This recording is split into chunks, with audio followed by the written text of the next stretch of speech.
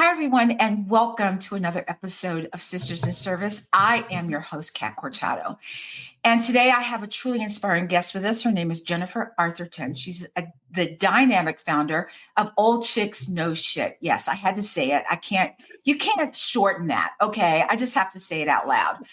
It's a platform that's all about empowering and supporting women in midlife as they reinvent themselves.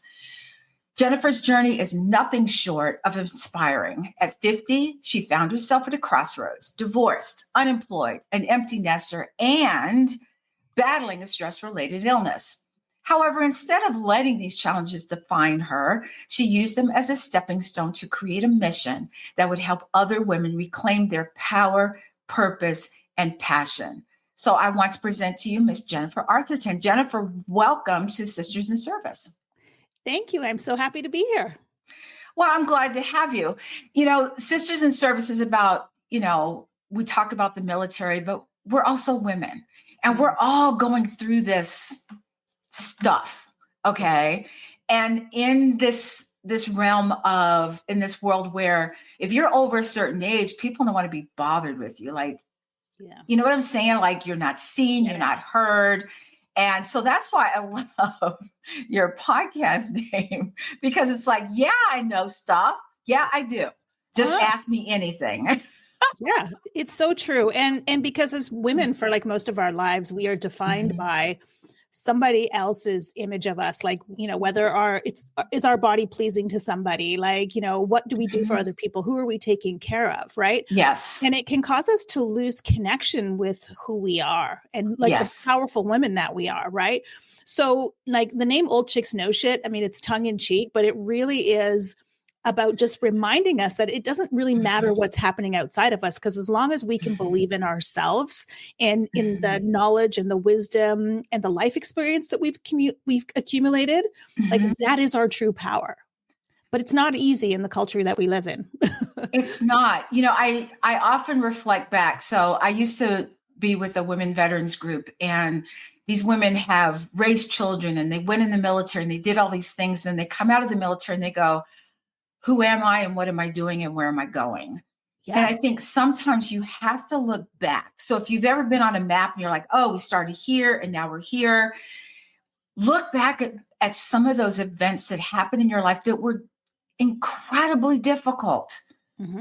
Like at a point where you thought, am I going to make it through this or not? Right. But you're here to talk about it.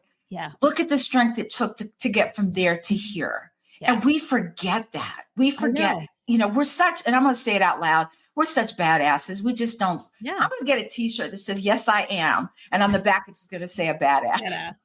Well, and this is the thing, as women, we are constantly like minimizing our accomplishments, right? Like somebody will say, oh, you did this. And they'll be like, well, that was just, or somebody else helped me, or it, wasn't that bad. And we're constantly minimizing everything so that, we don't appear to be, too braggy or too much or any of that kind of thing that society has told us we shouldn't be. And so, every time we tell ourselves, oh, it wasn't that bad or it wasn't that hard, we're literally taking away from our own power. Yes, absolutely. Yeah. I totally get that. I just think that you get to a certain age and, you kind of leave behind what's this person going to think? Or what are they going to think? Or what's my family going to think? You're just like, you know what? I don't care anymore. I'm just going to be me and do me. It's so true. And, there's such power in that. So Jennifer, let me ask you this question. Can you share with us and our audience the story of your personal journey that led to the creation of Old Chicks No Shit? Yeah. So in the year leading up to my 50th birthday, so I was 49, I found myself divorced after a 22-year marriage. I was an empty nester. My daughter moved 3 hours away to go to school. And I got let go from my corporate job. Fortune 500 corporate executive in a global company, and found myself dealing with a stress-related illness at the same time. And so it was as though every identity of who I thought I was in the world was literally stripped away from me in what felt like overnight.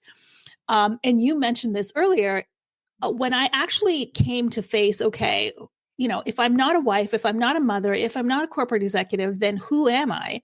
I couldn't Exactly. answer that question. I didn't Mhm. know who I was because I had been so busy doing, and had literally defined myself by the roles that I played.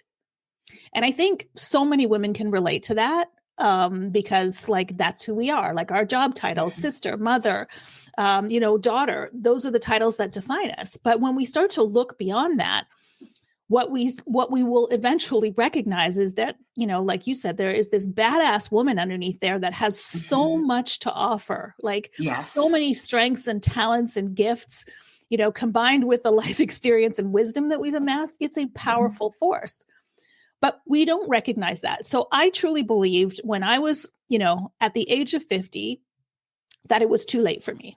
Right. Like, no, who's starting over at 50? Like, I didn't see that anywhere around me. There's no Like, book on that. There's no no, podcast or YouTube right. video. And I couldn't see possibility for myself beyond Mhm. what I had already lived. Like that was the only thing that I saw. And I kept asking myself, am I too old to start over? Like what's even possible? Like where do I go from here? So, I want to say it was like a big lightning bolt hit me and one day I was like, "Oh, okay, I get it." No, it was a long person, like Yes. It's a sometimes long painful. journey.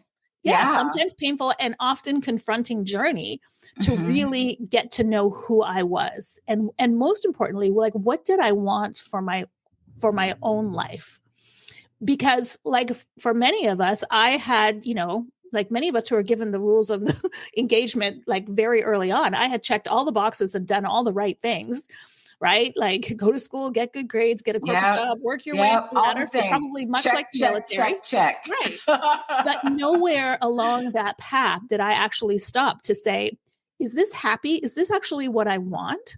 Mhm. Because like that wasn't on the checklist. Nobody told me that that was an option that I could choose. Absolutely. Right. I So, totally agree with that. yeah. And so, when I think back to like the last probably 4 or 5 years of my career, there was this, little niggling voice inside me that would be saying, like, is this it? Is this all there is? And I'd find myself in meetings Mhm. kind of looking around the table going, okay, is this what I really worked so hard for? For exactly. But I would tell that little voice to like sit down and shut up because I got work to do. And the reason for that was I had invested so much to get to where I was. I had checked all the Mhm. boxes that if I had not acknowledged that voice, that meant I would have to do something about it and potentially blow up everything that Mhm. I had spent my entire life creating. And the second part was I didn't know what else there was. Yeah. So I You just didn't know what ignored your it. options were.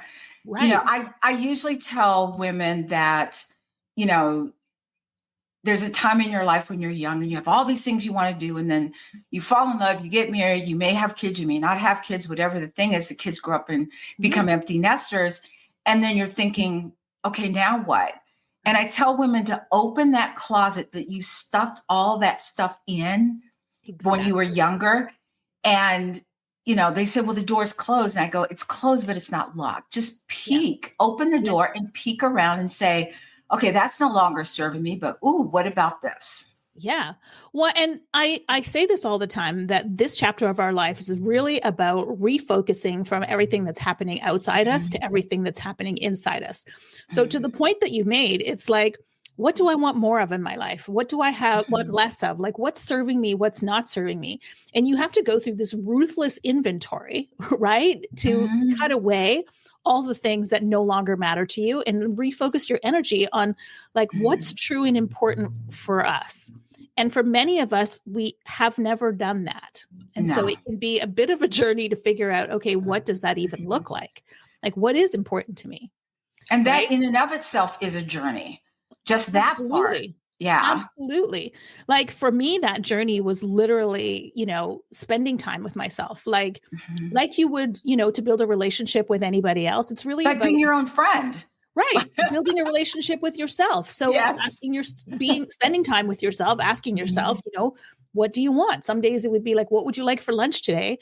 And really learning to honor that little voice inside me, that Mhm. intuitive voice that we all have, that most of us have just kind of shut down, Shut down. right? Yes. Is to honor that and, and really like let go of the shoulds Mhm. because there are so many Mhm. shoulds. And so like it would be things like I would ask myself some questions about what do you want for lunch? Well, I should have the salad, but really what I really feel like right now is an Oreo cookie. So I'm like, okay, you know what? Today Right. we're going to have an Oreo cookie. Right. But I mean, Absolutely. gosh, you wouldn't want to do that every day. And that's all you ate is Oreo cookies. Yeah, But but being able, sometimes that's sometimes you need okay. it. Yeah. Yeah, I'm exactly. a grown ass woman. If I want ice cream for lunch, guess what? Right. Right. Exactly. But that's the kind of thing where you start small and start like rebuilding that.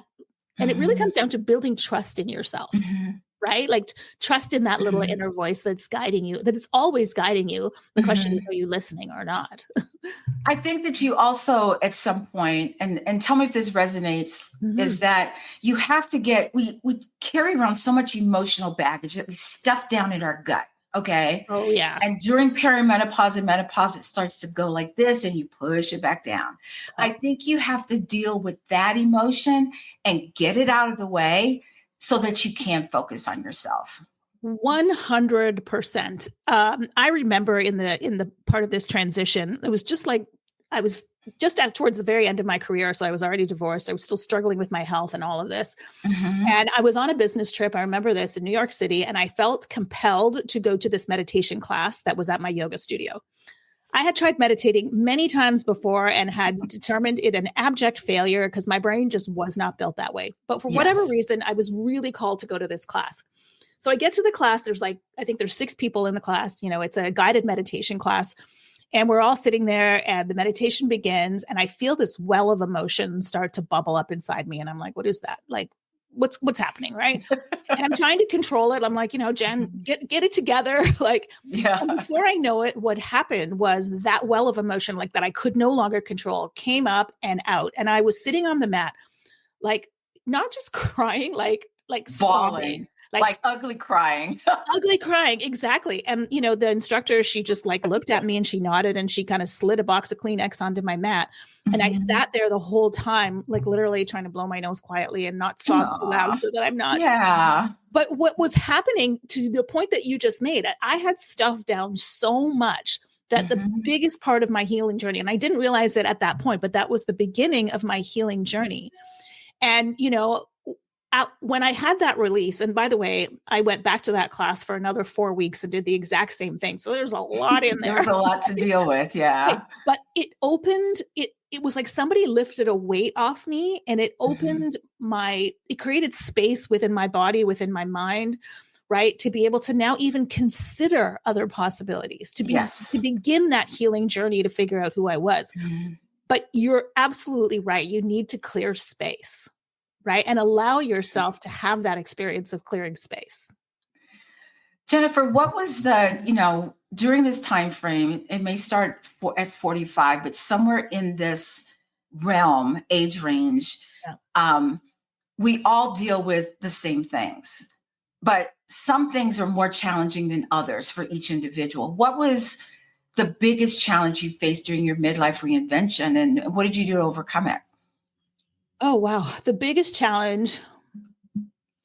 Well, I think the biggest challenge for me was for a person who had very much lived her life, and I'm doing this in air quotes, in control of everything, right? I had a Mhm. plan, I manipulated all the variables. A lot was happening like in my life, my kid leaving, my divorce, and Mhm. even like my physical body. Like I wasn't sleeping. I had, was getting injured all the time. I was having heart palpitations, all of these things. And all of these were things that I couldn't control. Right. And Yes, all of this felt like a giant betrayal of my life. Like I've done everything wrong. Right. Why is this all happening to me? And because how you do were I? on course. You were Right. on course, and then I it's was like a plane that just goes off the path, and you're like, right. now what do I do with this? So I think the biggest challenge for me was like complete surrender. I mean, it came a point, and it was after that meditation experience where I was like, okay, I honestly, I obviously can't control this, so I just need to be with it. And I let go of the reins, and I was literally like, universe, show me the way out here because I'm at a loss. Yes, There's nothing else I right. can do.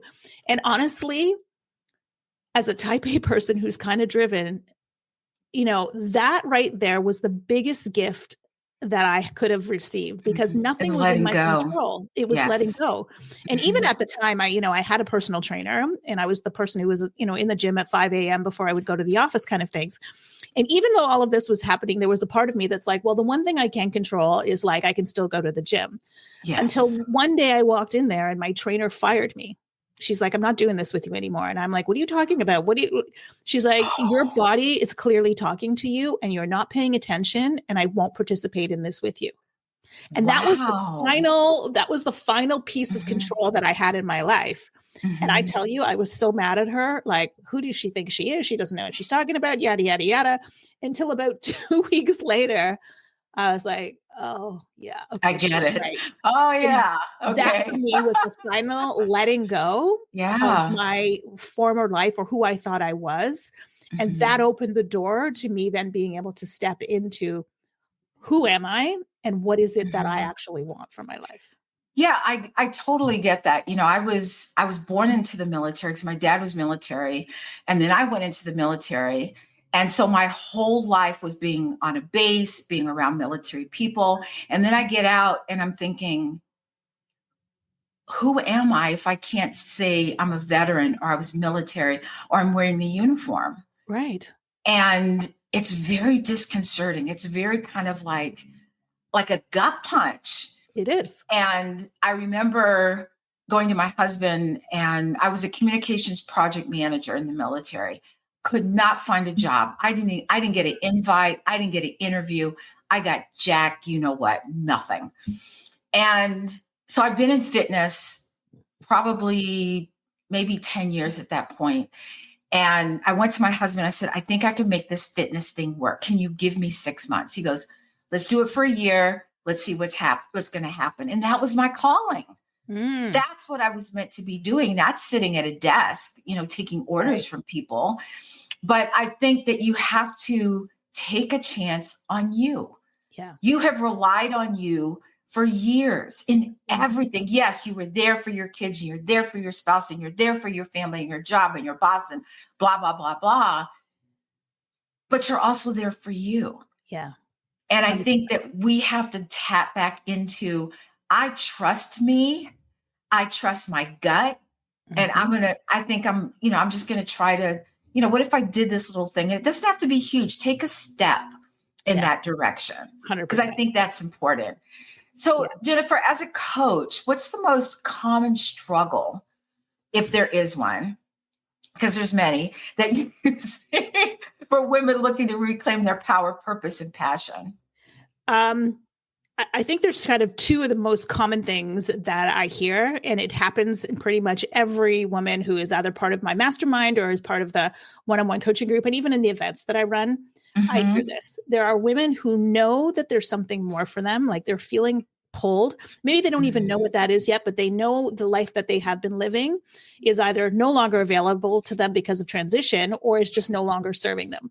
Right. Right. And they come to this place, but they're like, I don't know what next. Like, where do I go from here? I can't figure that out. Hmm. Um, and I will say, every single solitary one of us has that answer within us, and our job is to learn how to listen, because it's in there and Hmm. it's calling to us, like it's speaking Yes. to us.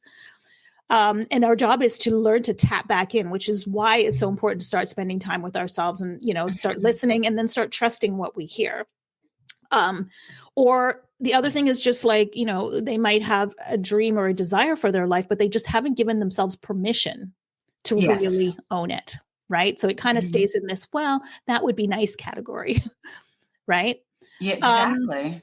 and the other thing that I see most commonly, even like, okay, so they figure out that, okay, this is my dream, this is my passion, this is what I want to do, Hmm. is the narrative in our heads. So that talk track of limiting beliefs and stories that we tell ourselves about what we are capable of. And I hear so often, well, I'm just this, I can't do that. Or I'm just that, I can't do this. Right. Because Exactly. we've put ourselves in this box, right? Like, this is who Hmm. I am.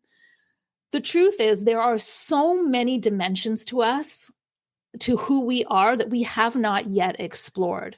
Exactly. And when we start opening the door to possibility for our lives, it all of a sudden Hmm. starts to awaken different parts of ourselves, right? Which then, Exactly.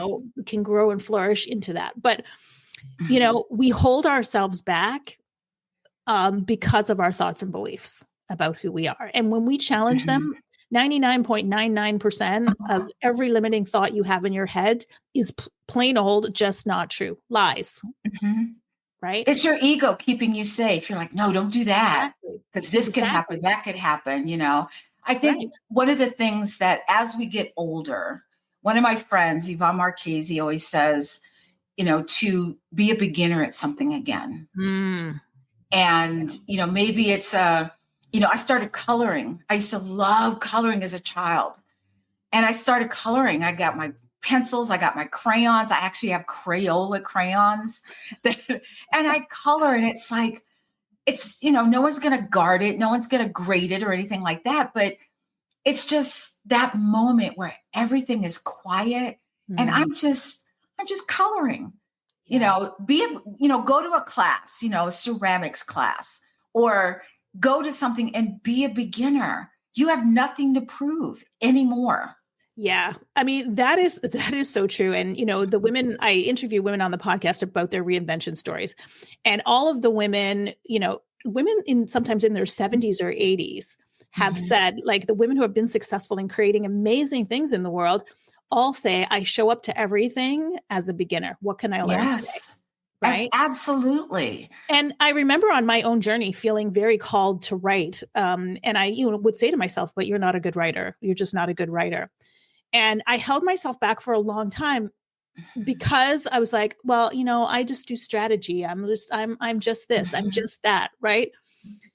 And when I started to unpack it, I realized that narrative in my head that I was not a good writer came from when Mhm. I was 6 years old and I was learning how to print.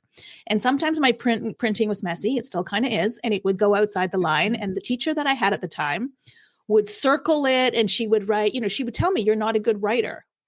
But what she was Ah. talking about was the actual physical printing, not my Mhm. sentence structure, not that Right. I didn't have thoughts to share or, Mhm. my grammatical skills. It had nothing to do Mhm. with that. But I took that and I carried that with me for 40 some odd years, believing that I wasn't a good writer. And like you Mhm. said, when I was like, okay, I'm going to dip my toe into this and see what happens, right? I discovered, wow, Exactly. I actually am a good writer and I have a Mhm. lot to say. And that was what led me to the beginning of Old Chicks No Shit, which started as a blog Mhm. of me sharing my experience through this reinvention journey. Mhm. And, what I thought was just a me problem, like something I had done and wrong in my life, I started to realize was actually a we problem. And that Yes. we were all facing some, maybe Mhm. different circumstances, but the same situation in terms of this needing to or not needing to being Mhm. called Yes. in more into ourselves, more back into who we are as opposed to everything that we have done.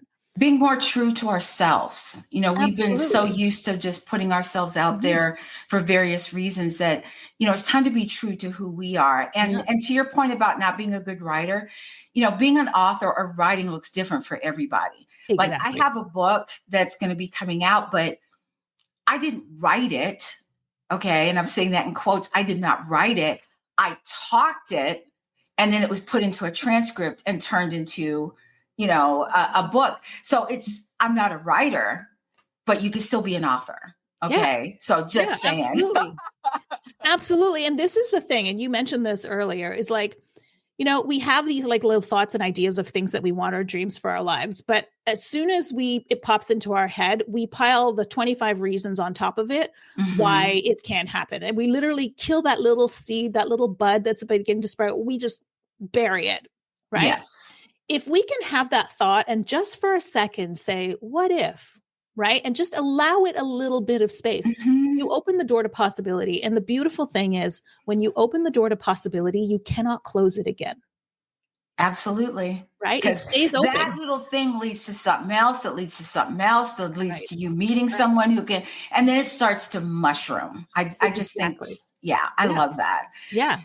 So, Jennifer, sometimes, there are moments, and I realize what they are now, but sometimes people feel just stuck. Mhm. It's almost like Groundhog Day. It's like rinse and repeat.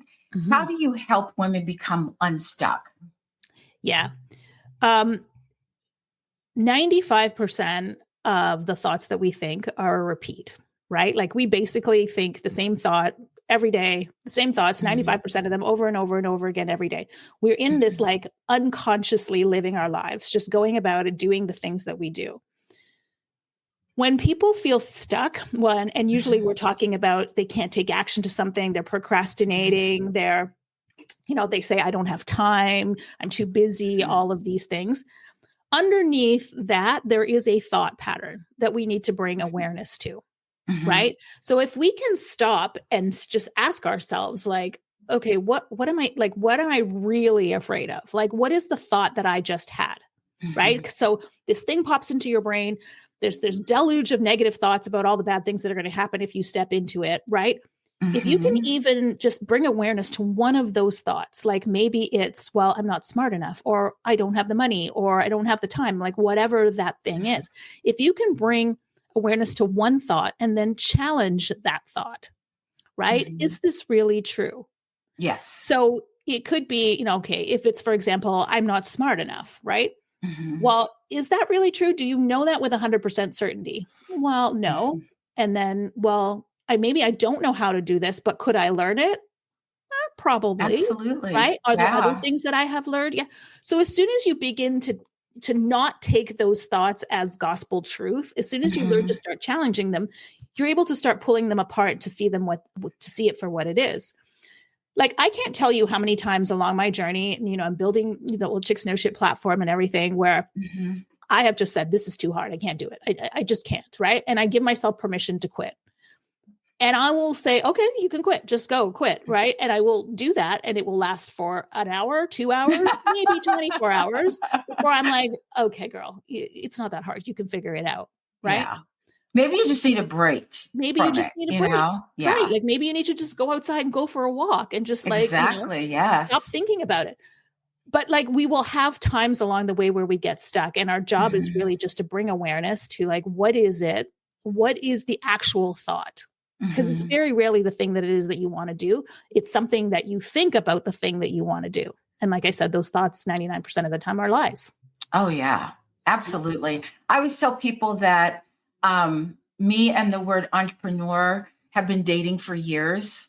And I finally just got married to the word a couple years ago, because I didn't think I could be.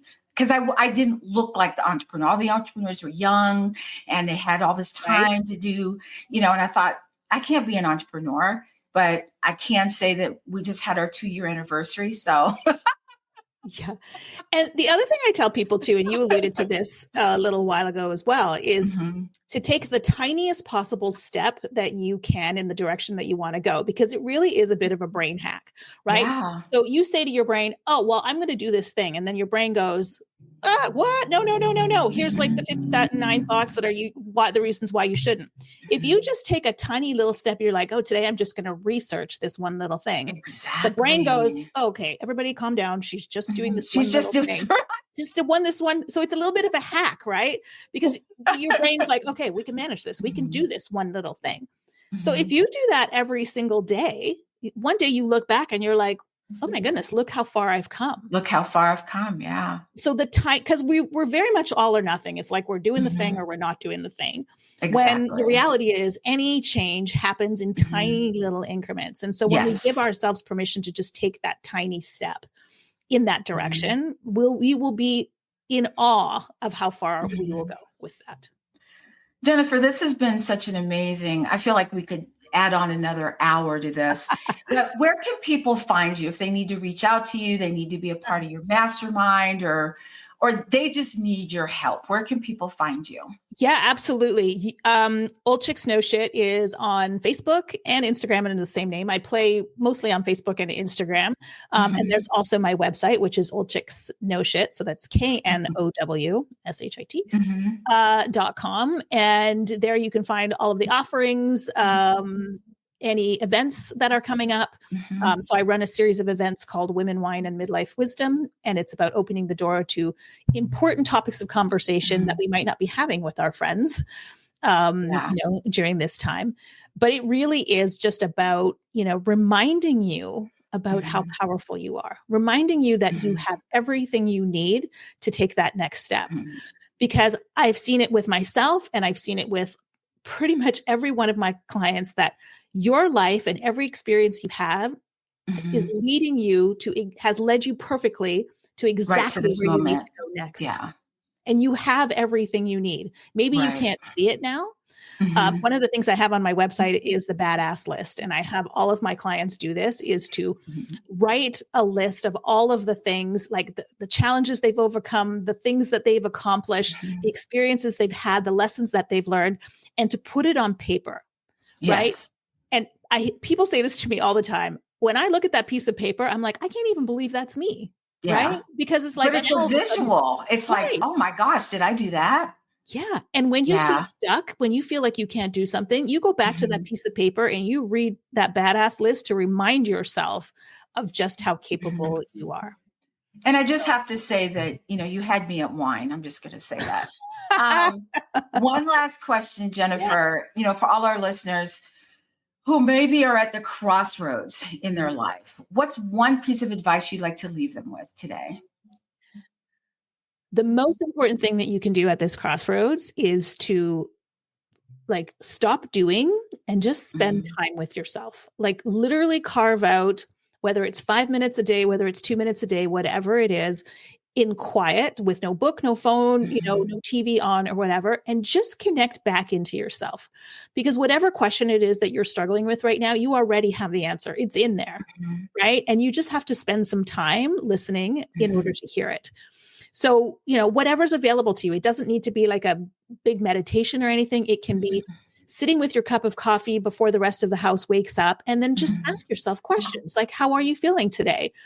How would you like this day to go? What do you need right now?